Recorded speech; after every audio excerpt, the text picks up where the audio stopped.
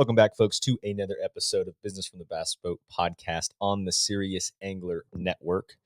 And today's show is brought to you by Rec Lending. And hopefully everyone is out enjoying, hopefully not too hot if you're in the South. We've got July and everything going on there. Northern swings all starting up. We've got the opens heading to the Midwest. Super excited. That should be just wrapping up when this show airs. And it's ICAST week. Basically, we're going to be rocking and rolling into ICAST when this airs. Bailey with the Serious Angler crew will be down there. I will not be. I will be traveling back for my brother's wedding in California. But today's show, one of the favorite guests of Business from the Bass Boat Show, a guy that I respect and cherish the relationship a ton, and that is none other than Mr. Rick Pierce with Bass Cat Boats. And we're going to talk boats today. What's going on, Rick? How you doing, Adam? Man, I'm doing great. It's been hot in Idaho. Let me tell you that much. I didn't realize Southern Idaho gets so hot, but it has been, I think it was 105 yesterday, and I think it's supposed to be somewhere close to that again today. So, You don't man, see I'm that ready too often in to see what I Colorado, can. man. No, that's exactly right. And so it's interesting, as you go north in the state, you get up by Coeur d'Alene and all that stuff. It cools off, but that Southern Idaho, it's still high desert. I mean, it's just, it's high desert until you hit the mountains. Yeah. Well, we've had, of course, the storm flew through yesterday. We had about, depending upon where you were at, between 4 and 7, 8 inches of rain.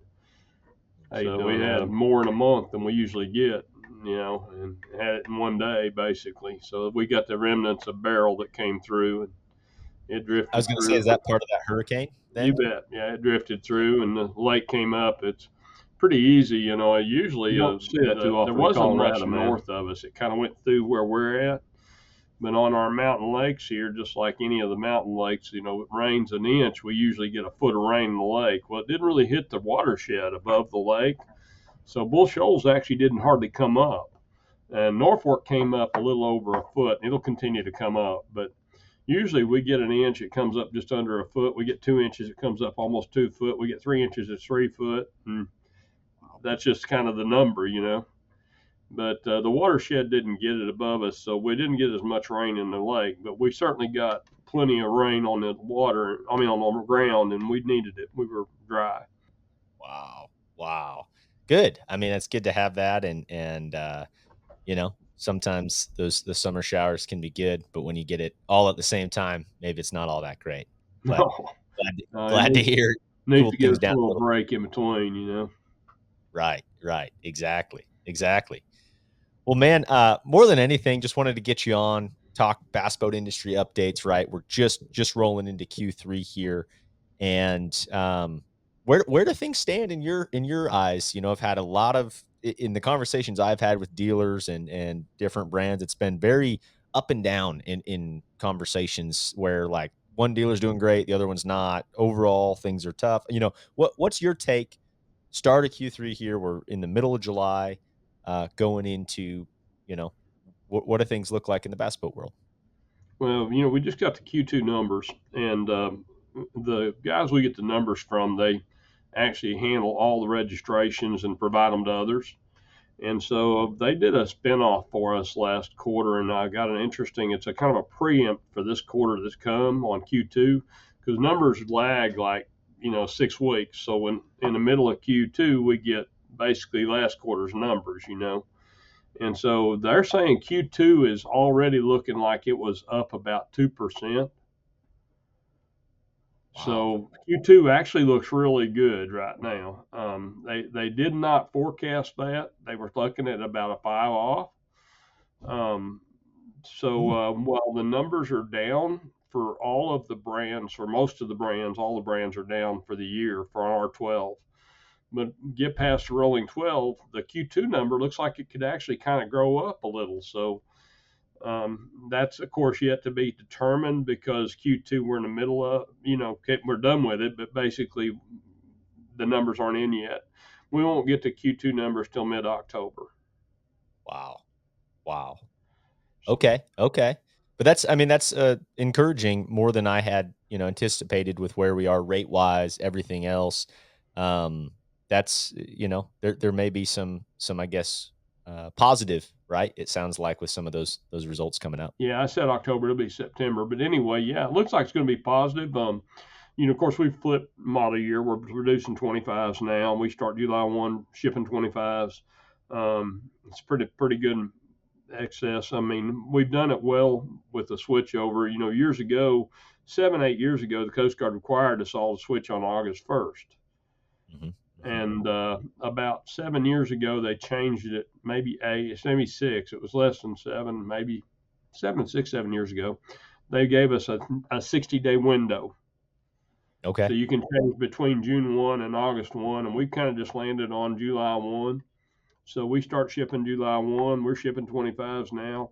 Inventory on the field seems to have come down quite a bit. I know I looked at a couple of brand inventories. I know there's some wholesale inventory still left. When I say that, it's inventory in the field to be sold to dealers.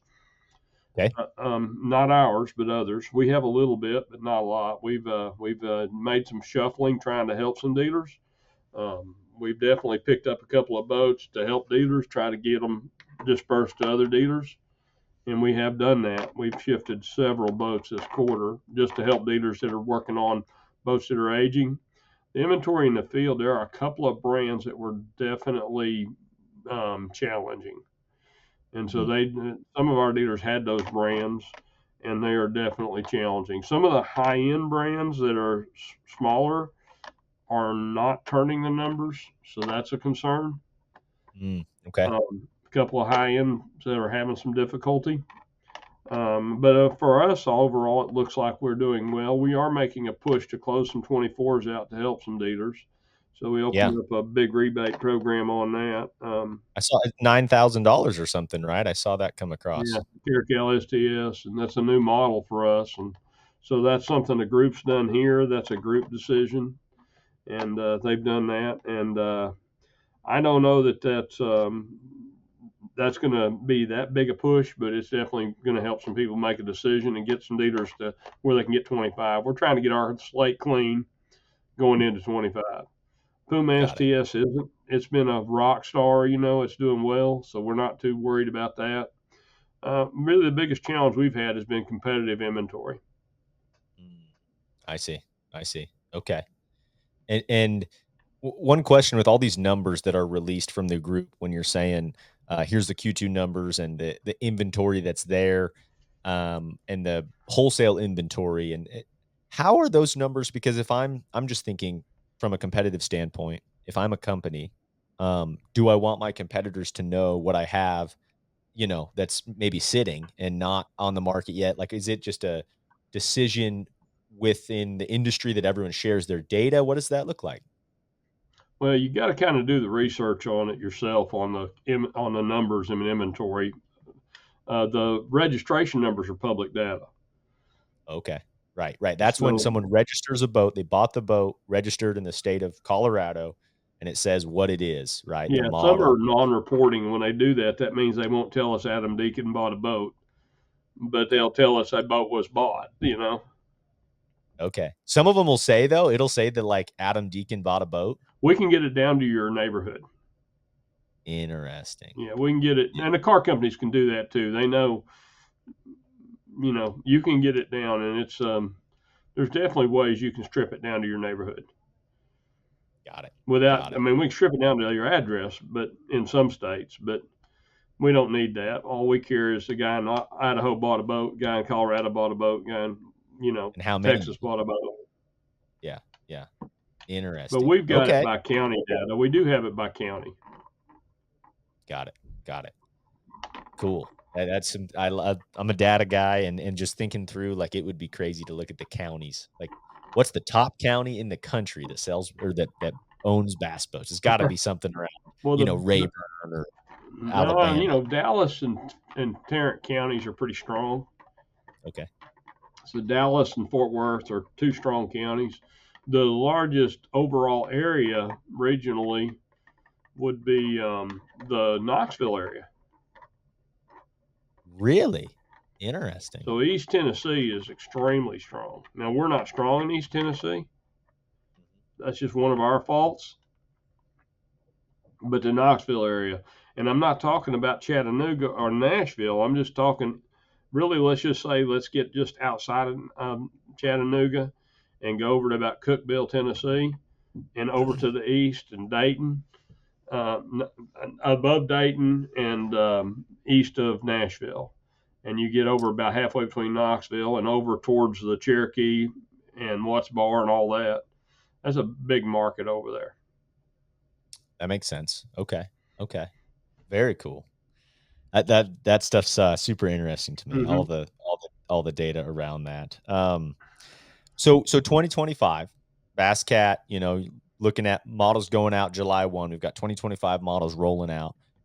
What is new? What's on the horizon? What do things look like? Are you excited for the classic? What's going on, I guess, outlook as we look into 2025? Always excited for the classic. Yeah. Classic is, yeah, I don't have time. I'm busy, but always excited. Always good to see people at the classic. Classic's one show like no other. I always tell people, if if you haven't been to a classic, every single person in this industry that has an interest in it, every single lunchbox Joe that buys a fishing rod should make one classic. I mean, just make one. Just go. I've got a friend that lives locally, and I don't hardly see them at all unless they're a buddy of mine's house. And they actually take their family and take a week and go to the classic every year. Love it. And I mean, I don't hardly see them, and then all of a sudden I see him outside of Tulsa this year. I see him out in front of the convention center, the fanfare night, and I'm like, "What? You're here again?" Yeah. But Love it. that's a Love it. really cool experience. If you haven't been to a classic, Fort Worth is a unique venue, but it's definitely a good venue, and it'll be fine. I mean, um, the market in Fort Worth's a lot different than it is, say, in Birmingham or Knoxville or Greenville, the Carolinas, and all that. But it's a good thing. Classic's something everybody ought to do one time. Totally. And I think my first ever classic was at the Fort Worth Classic. And I enjoyed the crap out of it. I like Fort Worth a lot. Only downside there was really hot when when It we were was hot. there. That was that I summer remember. classic. It was hot. That was the Uh, COVID classic, yep. Yep. and we were out in that tent, and it downpoured. We were tucked away. It was hard to get to us, and then they tried to put coolers in there, which didn't cool too well. So it was definitely hot and humid in our tent. Right. Right. No, it was. Yeah, that was brutal. I remember that part of it, but enjoyed it a lot. Enjoyed the city, and of Well, I course mean, the it's excitement. Fort Worth. Downtown Fort Worth's wonderful. It's nice. Yeah, the stockyards are a Get down blast. I the old remember that. stockyard. Yeah, No, so still, still run the super cows excited. down the street. Yeah. That's exactly right. Exactly right. So I'd assume obviously Bass Cat traditional goes to the classic. All the boats unveiled. Generally, you have a big boat there too, or something unique. Yeah, we've And done some updates. Of course, we displayed the new screens at the Classic this year, so we've got screens I started working on with a company years ago, and we handed that off to a team, and they've completed the project. Fundamental format's the same, but we had a lot of tweaking to do. So we've got new touch screens, and we've got a new keypad coming out this year. We've changed up consoles a little last year. We're working on some new windshields that probably will come in to the situation a little for long. We tweaked some fenders that are out now, and we got some new fenders. A couple of tweaks coming, not anything significant. We do have a model release at show, but it's not. It's a niche model. okay, So we're updating a model that will release at dealer meeting. Our dealer meeting this year is going in mid-August, and we're going to Beaver Lake and Rogers area, going out of the hotel right there next to the amphitheater, Walmart's amphitheater, which is an outdoor venue, but it's indoor venue convention center to Rogers Convention Center. So we're going inside the convention center, and it'll be a good venue for us. And we'll have a public day too on a Wednesday. So we'll still do a public day on water. We've done that now for about 8 years, 9 years, and it's been a really good thing. We've really done well with the public day as far as getting people into product because you cannot get enough dealers to have product to show. They just can't afford to have all that inventory. And we had a little pre-up conversation on that. So inventory is an issue on it. And so we definitely, it's an ability for you to come see everything. One year we compared 400 Verado to the 400R. So we had both those engines for you to drive and ride in, and the 300R on an Era, and the little things like that that you just don't see everywhere. And it'll give you an opportunity to look: do I want a 250, or do I want a 300 Pro XS, or do I want a 300R? And so it Mhm. gives those individuals the opportunity to look at all that, to ride in it, to look at it, to compare them side by side, to look at different equipment on the water, because we'll have all the trolling motors. You can look at the trolling motors. Which trolling motor do I want? We'll have them operational usually. We try to get them one of each operational so that they can compare Mhm. graph units, side imaging, down imaging, forward facing, all the new stuff to show. Wow, very cool.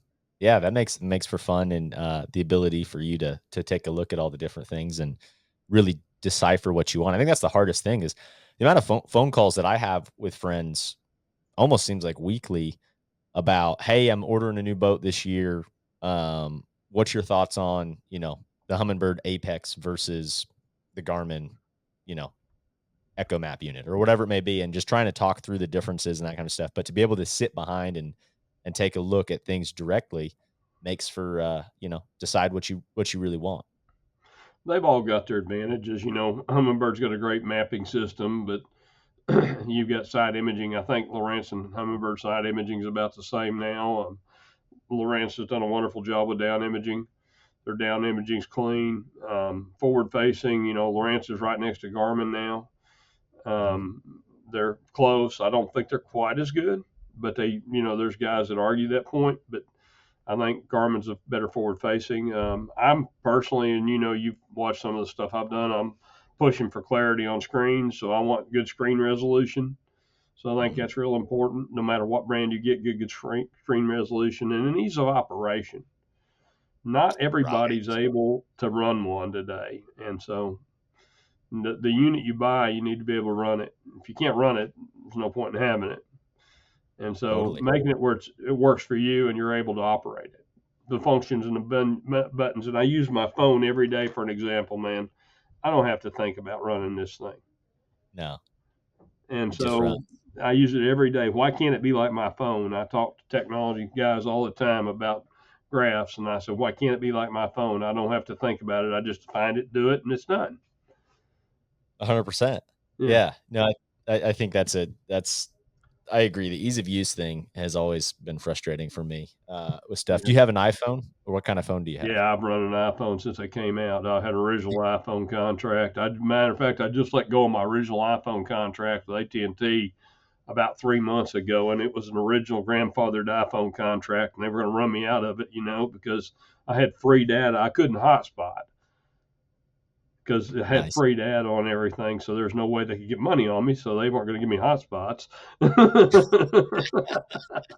Right, exactly, exactly. So I got rid of that here about 3 months ago and went to a new contract. They were going to run it out anyway, but it was changing. But I've been running an iPhone. It's easy, and I think Steve Jobs was a genius. It's just that I my biggest thing with it is the usability, right? Same deal. I've been running one since they've basically come out, and it's the same thought process is how do you make something easy and accessible for anyone to use and then keep that pattern the same, right? Like, that's the thing I think that some graph companies lack in is stuff just changes a little bit, and then it's like, you know, the way of running the higher end unit of a company versus maybe the lower end unit is completely different interface, and it's like the iPhone, you get it, it's the same every time, you don't have to think about it, and it is what it is. Well, it's been the same. It's starting to change now. Jobs is gone, and they're starting to rethink it, but they need to keep the core consistency there. And you're right. That's what it is. I mean, it's like, how do you change transducers on your unit? Right, right. Make it where it's transducer ABC, what they do, whatever the method is, but make it easy. That's exactly right. No. Um, yeah. Well, man, one thing, big news article, it's all over everything, right? We've seen this, the Bass Cat Boats collab with Coach Prime, Deion Sanders. What give us your take on all of that. How did that all come about? Gosh, that is just a crazy cool thing in my mind. But what happened? Yeah, we sponsor a gentleman named Kevin Rogers, and I think everybody knows kind of in the business knows Kevin. Super good dude. But Super good dude. yeah, Kevin's pretty good. He was a walleye guy. He was through a little group we had out of Kansas City that was a dealer of ours, and we kept him on a dealer deal with those guys for several years, and Jay and those guys up at Kansas City market. But Kevin's been with us a number of years, and he has a crappie following. Kevin's a national crappie champion. And so through that, he had a following on his Instagram that came up to be Dion. Okay. So Dion was following Kevin. Love Kevin it. got a new boat one time, and the comment came up said that to hook him up, Dion made a comment on it, and that led to where Kevin connected, and Matt went down, and they connected Dion to a boat. So Wow. Dion, I think Matt and Kevin went down and presented his new boat to him, and went to his farm in Texas and uh, rolled it out and did a lot of videos. It's got a lot of airing on sports channels. I kind of they don't get it. They do have us in there, but they it's a Puma STS model. I kind of tickled me, but they've got it linked to Puma athletic gear. Oh boy. Classic. And he's Nike sponsored. Oh geez. Oh geez. We got So all they've kinds of all issues. linked it to Puma athletic gear, but it's a Nike contract he's got. So it's about the Puma STS model, but they don't know the difference in a Puma model from a Caracal or a 520 Ranger, to most of those sports journalists. So it's Sure. definitely a different world for them. But no, that's going to get us a different vibe, and it's a lot of exposure. The biggest thing is it's always good to have a Brandon Belt, a Deion Sanders. I remember when Danny White, we've got, a retail customer, actually, Tracy Bird, and several more guys. When Jeff Cook was a little before your time, but you'll know the group Alabama, Jeff always ran a Bascat boat. And so Jeff Very had a cool. boat for years. I love Uh, Alabama. and so those are cool things when you got somebody like that in the industry kind of behind it running it. We sponsor a guy named Heath Sanders that's an up and coming country guy out of Nashville. So that type of stuff. And Yeah, that's a big he's the local boy more or less that's gone to Nashville. yeah.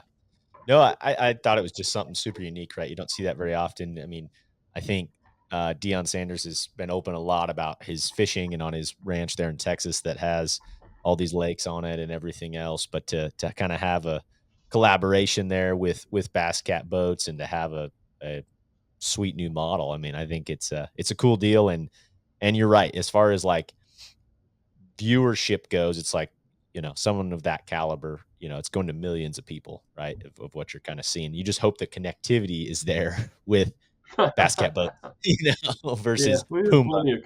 conversation about the market over time, but I mean, the market it's kind of that part that we want it to grow the sport type thing.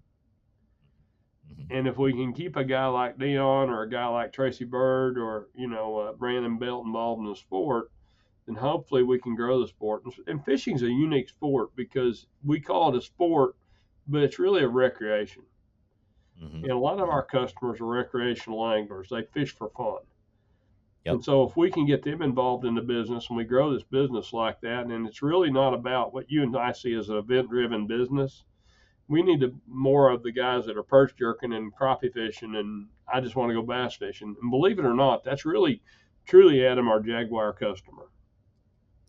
Right. Your top end customer are guys who have made their money doing something else, and they are fun fishing. It's their fun fishing time, right? It's not the That's tournament right. guys like that. The guys who are buying the top tier boats don't fish tournaments. No, no, they're out for fun. So Right. I get to laughing at people on the comments, and I'm going to give you a comparison that we've never talked about, but Yeah. there'll be a guy with a 400 jag or a 500 jag, and there'll be some comment, well, you can't fish a tournament with it. He doesn't care if he fishes a tournament. Well, you can't have it. I couldn't have it at 250. But that's true. You probably can't if you want to fish tournaments. But there's a big part of that market that we sell a lot of 300 Pro XSs. A Wow. lot of 300 Pro XSs. And so out That's west, it's not super as interesting. common, but in Alabama, it's not real common, because there's a lot of Well, Tennessee, Alabama, Georgia that are oriented to Federation, BFL, and all that, so they don't run a 300. And so so those that's guys what's are, yeah. one point there, Rick, that I had no idea, right? Is because I'm under the same mindset. I fish tournaments, so I would never buy a boat with above a 250 horsepower motor. If they limited us to 200 back in the day or 150, that's what I'd be running. So I run a 250.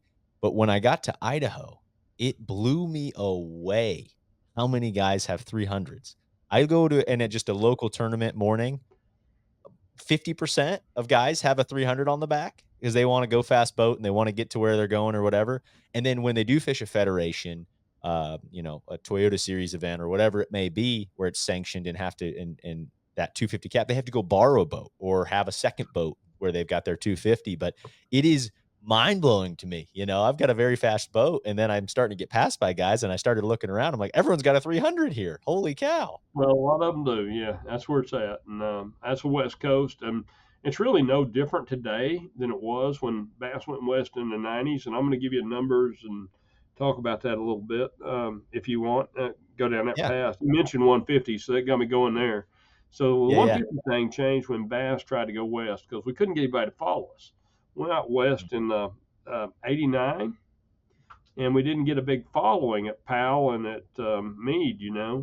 Went back. Yeah, we went out in '89. We went out in '89 and '90, and those 2 years we didn't get a big following because everything was 150. The guys didn't have the boats; they were running 200s. And back in that era, in '95, when they started that Western Series and all that, they changed the horsepower range, right?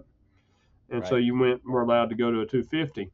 Well, back before that, in the 90, 91, 89, 90, 91, 92 era, we were building what was probably, I was during a recession, but we actually never saw that recession because we were cooking. We had the Pantera 2 and the Sabre, and we were building them like they were popcorn. Everybody were backlogged.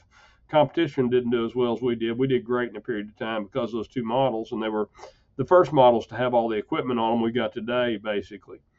And so nobody did that then. I mean, our competitor then, like if you got a 360 Ranger, it had, I believe, I'm going to go back and think, but I think it had two 16 or two 12-gallon tanks in it.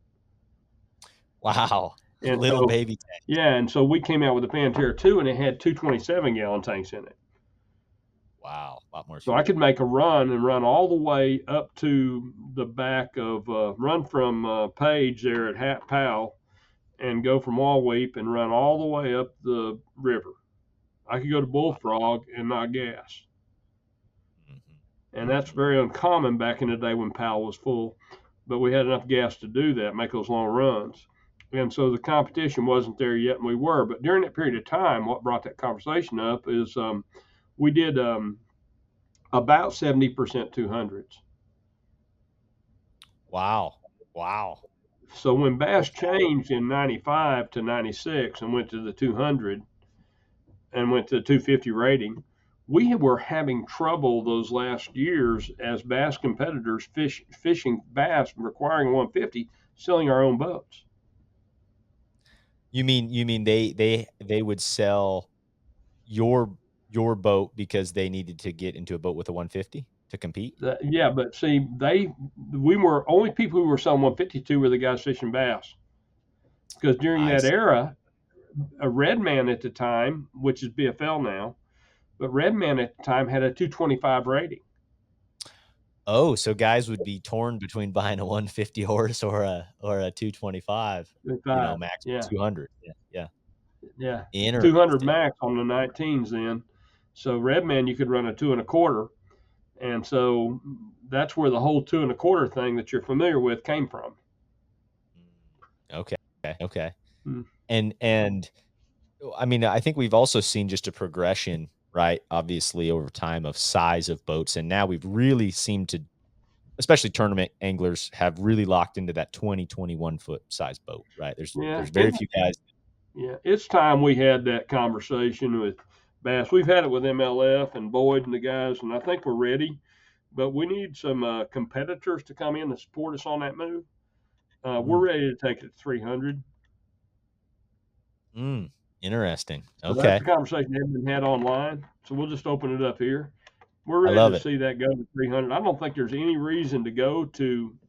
I don't want the 400, 500s, and we do that. Nobody else does. So that's just not that customer. He's not that tournament guy, nor do I think it needs to be there. But with 21-foot boats and the weights and everything we got, it's time to go 300. We're past time.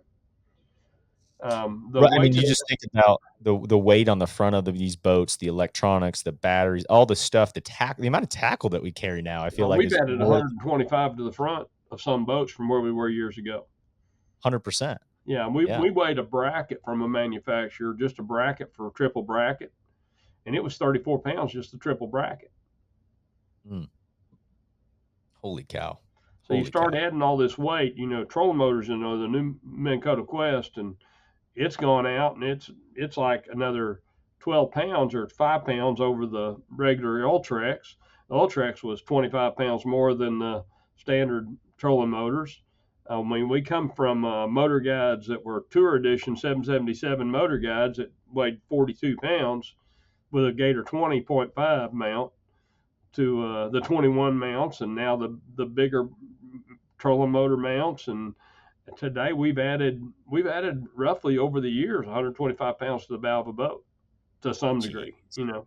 Jeez. Yeah. All of them have got basically 30, 40 pounds more, 25 pounds more minimum. Mm. Well, that's one of Mm. the things nice with what PowerPole's done. They have taken the weight down on that trolling motor, and that's a big difference. But other than PowerPole, everybody else has added weight. Right. Right.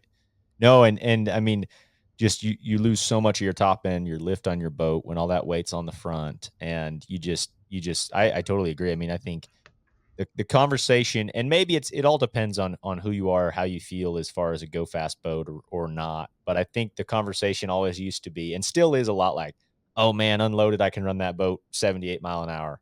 And I don't know, man. I've got a very narrow Phoenix boat that's fast, and uh, every time You're a I've not come 721, aren't you? close. Yeah, I'm in a 721, and the way that I have it rigged out now and everything else, all that stuff slows down, man. So much more. Yeah. I don't get close to the Well, numbers where what everybody does, Adam, is you set that boat up to run 78 mile an hour, and you set it up at one engine height. Now you've got a hydraulic plate, so you can play with yours, but not everybody does, and so everybody wants to run it where they ran it at 78 mile an hour, and it needs to come down. So okay, because of the weight we've added to the front. because of the weight we've added, any of them, and so there's this big theory now that lithium batteries. We're adding weight to boxes because our lithium batteries are costing us speed because we lost weight. Well, Mm. they don't make race cars lighter to go faster. They don't Oh, yes, make they race. do. Yeah. I was gonna Oh, say. yes, they do. Yeah, they make them Yeah. lighter to go faster, right? Yeah, and Right. so the Right. problem is people are saying, "Well, I took that weight out, so now I've slowed down." Well, race cars don't slow down when you take weight out, and neither does a bass boat. And so what they do is you just got to change your setup. That makes more sense. Yeah, and I've so I've everybody, debated this topic with a lot of people, or especially on the podcast and off the podcast of the lithium versus, and I've got all lithiums in the back. My boat has slowed, and but that's the same the same thought process is a good friend, Ty Faber, by the way, who is in eighth right now in the opens and from Colorado yeah, and has a legitimate shot to make the elites right now. yeah, he's But we had this in that debate. top 20 class. Yeah, Yeah, yeah. But we had this debate of this conversation. He goes, Adam, when you reduce weight, you gain speed. Simple as that. And he it's has simple. died on that hill, and that was his take. And he's, coming from you, it's like, yeah, all right, Ty, I got you. I understand what you're saying. Well, here's what people don't realize: your propeller, and I don't have a tape measure in front of me, but it's basically, um, it's a 14 and a half inch diameter, right? Yep. Well, center hub is no activity. Center hub has no grip, no traction. It's just an exhaust hub. Sure. So that blade outside of that, you take that 4 3/4 out of the center of it, you have 9 3/4 of blade. Okay. Okay. You Nine and only three quarter. use 2/3 of it below the water line because the Really? top's surfacing. Doing that, yeah. The top is above the water. So Okay. you have that 9 3/4 inch of blade circle that's holding your boat up. There Hmm. is no balance. I mean, yes, there's a balance point to some degree, but this is actually what's holding your boat up. Okay. That's Wow. all that's holding your boat up. It's And if not it not doesn't very have much power surface on it and area. it's not getting by, it's not holding your boat up. Mm, mm. So there's no forward motion if you don't get it in the water. Got it. The more you add Got to it. the boat on the front, the more you take off of that. So you got to run them lower. I see. I I mean, I see. can tell you if you're running a rooster tail that's higher than your cowling, you're screwing up. Wow. And Wow. that's not true on 100-mile-an-hour boats, 90-mile-an-hour boats, but on 70-mile-an-hour boats, if your rooster tail is higher than your cowling, you're putting water in the air, which is slippage. That makes sense. But that Yeah, you circle and that propeller is all that's holding your boat up. that's crazy. Yeah, that's not very much surface area that's holding your entire boat up. That's A right. And full people don't think about that. It's you can go back to contact patch on a car. It's not a lot of contact patch. But we don't have anything, and we're doing that on a liquid medium. Mhm. So there's no grip in Jello. It's water. There's Right. not a lot of grip Right. in water. And that's why cup and pitch and propellers are important, is because rake diameter comes into it, but not as much on our boats. But because our props are designed for what we do, but definitely rake and pitch and cup and all that comes into play, and you just got to have the right setup. It's fascinating. Yeah, yeah. No, and it's just it's going to be interesting how boats are made as we go forward here. And then if we are regulated, at least the tournament guys, from the perspective of a graph limitation, a lot of people have thrown out the number 60 inches, right, as far as total amount That of seems to graphs be being the allowed. that seems to be the popular number, Right. So to maximum me, 60 that's inches. which to me that's similar to what we're at now. Most guys running 3 on the front, 2 on the back, kind of a deal, right? So Yeah, well, that'd be kill a lot five of the 12 inch graphs. it's going to kill a lot of the NBT stuff. That want to run multiple NBTs. Here's what's going to happen if they give us a 60-inch number, and that's going to come from Bassmaster. So that's going to set the tournament standard. That's what we're really concerned with here, because I don't know what MLF does, but there's an aspect of it people don't know, and that's called safety. And any of these screens, like a lot of the elevated screens, that will not get into names on mounts, but there are some mounts that you can elevate and change the way they work. So those screens actually are higher than we could mount. Mhm. We can't mount them because of the industry standard. We have to have a sight plane, and there's an angle on the sight plane.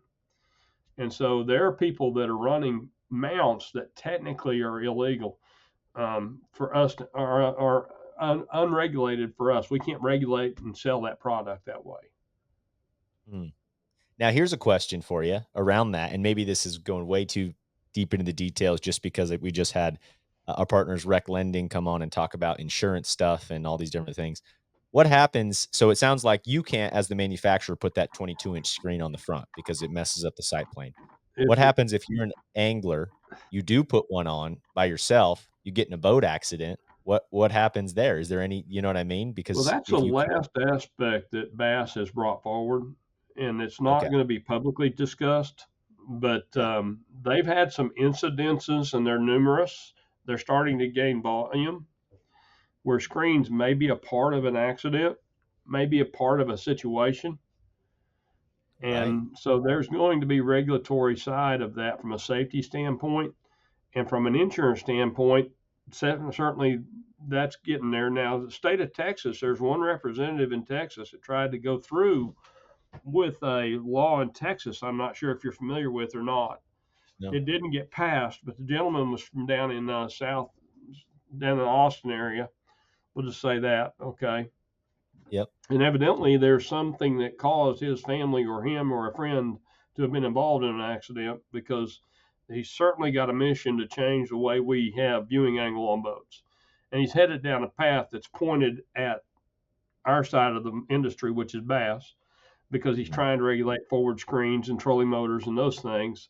He doesn't specify bass, but he's definitely headed down that angle. And so that representative, he's a state representative, he tried to create action in Texas to create legislative action to control it.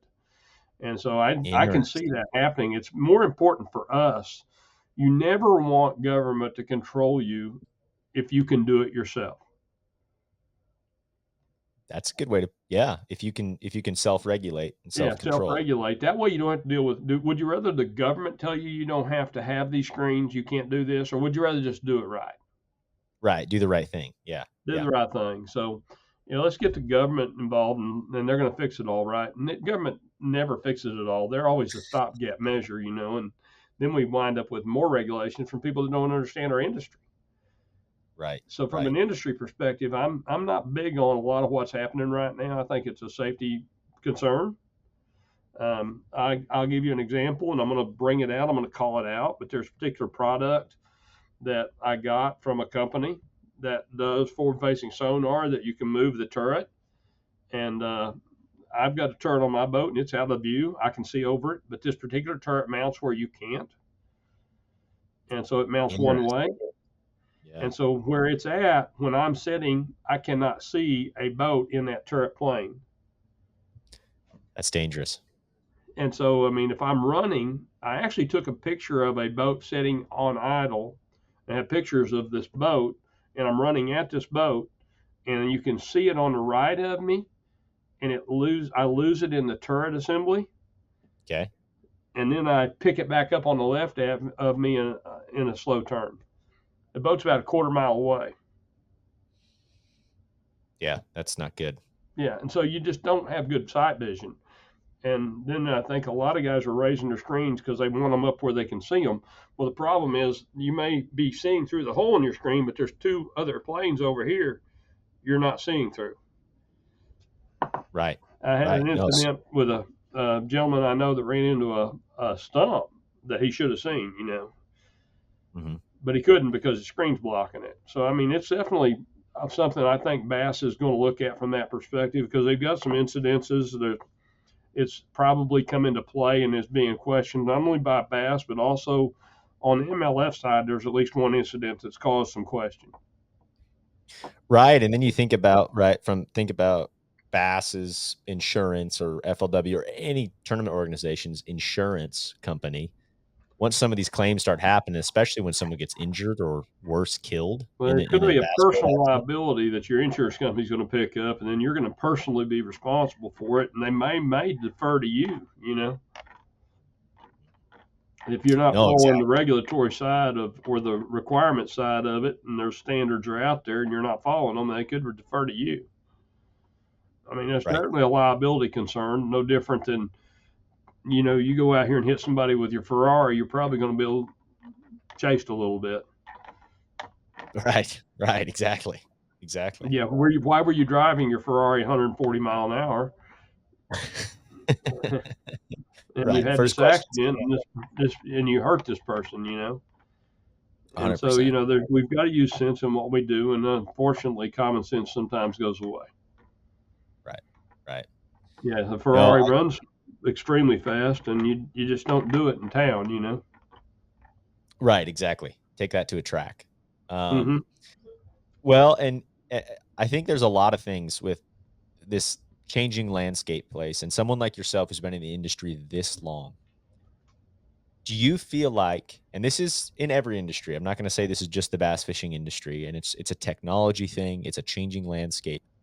But do you feel like the rapidness of change has been more so in the last couple of years than ever before, or has it always been changing this fast? Oh no, it's exponential. Youth takes technology to another level. It's exponential. Side imaging actually did it too. So side And imaging, that's you had a lot of guys running a Humminbird on the down low. I can't tell you the number of anglers we had to had a Humminbird stuck under the console on a board because they were sponsored by another company. wow. Because side imaging was that pivotal. It just didn't make as much involved. And I tell you, Adam, I've said this before on podcasts, but I'm mad at myself because I ran an M810 Micronar in the '90s, and that M810 micronar had a transducer that actually took like this, and I could get a view of the bottom. I'd turn the control motor sideways and follow a creek. There's no reason I didn't take that to another level myself and put multiple cones on a trolling motor. I mean, I knew it, I just didn't do it. Yeah. That's awesome. I mean, I could have run 2 or 3 cones of 2 or 3 units on the front, and I'd have had forward facing of a different zone. Yeah, exactly. Exactly. It's a poor man's forward facing, but Exactly. it's Yeah. yeah. That was the first thing I thought about forward facing, and it's like the old bottom line side imaging technology. So I don't know if you're familiar with what bottom line was. But they even built trolling motor, Uh, one pinpoint trolling motors at one time. So that whole pinpoint trolling motor and bottom line technology, they had a side imaging scan years ago, and you supposedly could pick up a fish in the weed bed over here. wow. It's not something that wasn't there. It's just that we didn't do it. Everybody from Kevin Van Dam to Rick Clunn to myself or anybody that was around it should have thought about it. We didn't. That makes sense. It's I mean, I mean, that you and stuff I is had a crazy. conversation at one time earlier on how we were working on this with another company at that time and kind of where Mhm. it came from. But, we've wanted that 10-2 for a long time, but I really never had the thought that it was really there at a different level. Right. Right. Well, I don't think very few people did until he started realizing how effective. And I think it has showed us from the biggest change in my mind is that it's opened up opportunities to fish we've never fished for. Right. Yeah, And so I think, we would. Yeah, it was amazing the way it works. And I mean, those we knew those fish were there. We just didn't know how to target them, right. We could catch them. Yeah. especially on a lake like Bull Shoals. You go to Bull Shoals in September, the middle of the lake looks like trees because it's shad schools that actually look like a pine tree on a graph. Yeah. They're out there. Yeah. They actually look just like a pine tree because they come down and the shad schools look like that in the fall. And you can see That's the fish in them, but we just never targeted them. that's nuts. Yeah. I think there's so much with all this technology, all these changes in boats, and the challenges when it comes to expenses in this industry right now with high end boats and all the electronics and gear we've attached. What are the biggest challenges that the industry faces as a whole? I'm talking tournament organizations, social media, boat brands, all of it. What are the biggest challenges that you feel like our industry faces right now, July of 2024? Well, I think everybody looks at the presidential election, the economy, and where it's changed. And we look at the West Coast. You know how much effort we put on the West Coast a few years ago. We actually took the West Coast number up at them to about 9.25%, 9.75% in U.S. bass boat share. That number since, because the West Coast is impacted more by economy, Right. and you started there with the dealers and good, bad, all that, and we really didn't go down that road, but we kind of went down where it's at as a market, but the West Coast is taking it pretty hard. Yeah. So other Right. than a few individual West Coast, we got a dealer in New Mexico doing very well. We got a couple of dealers that are doing well out there, but overall, the West Coast, the number share out there is it's down in that 5% of U.S. market share range, and that's everything west of the Dakotas. West of the Wow. Dakotas, So from 9% or almost 10% down to 5% in right? just a short kind of time span here in the last couple of years. That's not good news. No, it's Uh, not. But the West Coast is taking it pretty hard. They always do. Price of fuel in California, California market's unique. Arizona is holding up a little bit. And New Mexico, as I said, they're selling pretty broad in New Mexico. Um, Colorado actually has been really good, and it's one of the growing markets. Colorado is a growing market. The Utah, Vegas markets, Nevada, they're pretty soft. But that's the West Coast, and that's where you live now. It's where you've lived before. But mhm. the U.S. share of it, I think that where we're at is the economy questions going forward, and what's happened with wages has not kept up with the current inflation rate and CPI. So definitely we need to look at the wages and wages have gone up, but not at the level of inflation. Inflation, a lot of people want to blame it on present administration. It's actually all the above. It's prior administration, present administration, in my opinion, and it Hmm. becomes an opinion. But you look at Trump tariff on China. Realize that we're importing more product from China than most countries have as a gross domestic product. Wow. And Mm-mm. so if Did you not put an realize that. 11%, 12% tariff, whatever tariff you put, 30% on aluminum, whatever it is, on a product coming into the U.S., you automatically impact that price coming into the U.S. You don't just tariff that company. You're Yeah. trying to Yeah. develop resources in the U.S. I get that. And yes, manufacturing may see a jump. We get a new Stanley Tools business outside of Dallas or whatever, outside of Fort Worth. But, that's good stuff. But on the other side, when they start importing those products, that becomes a portion of our inflation. Totally. And so we're Yeah. 25% of the world economy. And so as a country, it definitely impacts wages and inflation are the two challenges I think that challenges market for growth coming forward. And definitely Chinese imports and the cost of them are going to see more inflation. A good portion of U.S. products in the fishing industry are imported from China.